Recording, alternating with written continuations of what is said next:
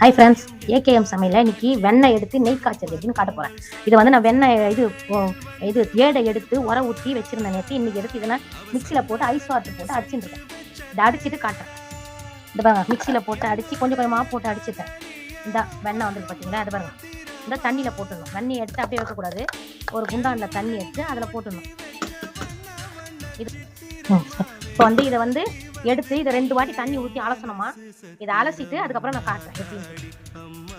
இப்போ பாருங்க, இது ஒரு முறை அலசி ஊற்றிட்டாங்க தண்ணியை. இது 2வது ஒரு முறை அலசினா தான் நல்லா இருக்கும். இல்லைன்னா அந்த ஒரு மாதிரி ஸ்மெல், ஒரு நம்ம ரொம்ப நாளாக வச்சிருந்து உர ஊற்றி இது பண்ணுறோம் இல்லைங்களா, இது ஒரு மாதிரி இருக்கும். ஒரு என்ன சொல்கிறது, ஒரு புளிச்சா மாதிரி அந்த ஸ்மெல் இருக்கும். அதனால நம்ம இதை ஒரு 2 முறை அலசிக்கணும். நம்ம தயிர் ஊற்றி உரம் ஊற்றி வைக்கணும். அப்போ தான் அந்த ஏட்டில் உரம் ஊற்றி வெளியே வச்சிடணும். அதுக்கப்புறம் துவஞ்சதுக்கப்புறம் நம்ம இதை பண்ணணும், இந்த ப்ராசஸ். இப்போ இதை எடுத்து வச்சுட்டு நம்ம வந்து நெய் காய்ச்சது எப்படின்னு நான் காட்டுறேன். இங்கே பாருங்க, மாதிரி இவ்வளோ வெண்ணெய் வந்துருக்கு. நான் சேர்த்து வச்ச ஆடை, பால் ஆடை உர ஊற்றி வச்சு இதில் வந்து சில பேர் உர ஊற்ற மாட்டாங்க, நான் உர ஊற்றி வைப்பேன்.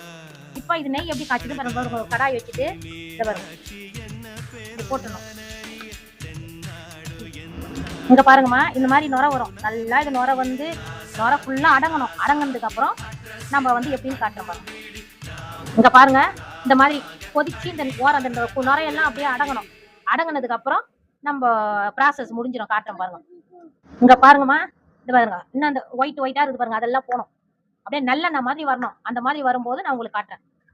இங்க பாருங்க, நல்லெண்ணெய் மாதிரி வந்துருக்கு பாருங்க, கலர் பார்த்தீங்களா. இது பாருங்க, இந்த மாதிரி வந்த உடனே இதுக்கு மெயின் போடணும்னா இது போடணும், முருங்கைக்கீரை. பாருங்க, இந்த முருங்கைக்கீரையை போட்டால் படப்படன்னு சவுண்டு வரும். பாருங்க எப்படி வந்துச்சு பாருங்களா. பாருங்க, இப்போ வந்து இந்த முருங்கைக்கீரையை போட்டணும்.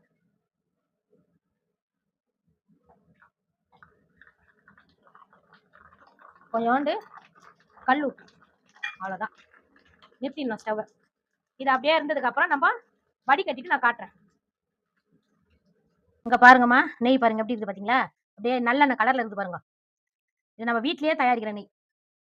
இதை நம்ம இப்போ ஃபில்டர் பண்ண போறோம் பாருங்க. இங்க பாருங்கம்மா, இதை நம்ம இப்போ ஃபில்டர் பண்றோம். இதுல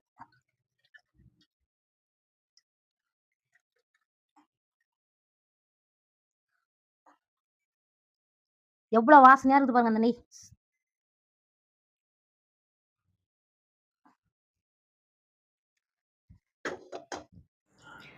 இங்க பாருங்கம்மா, இந்த திப்பி இதெல்லாம் நம்ம போட்டுட வேண்டியதுதான்.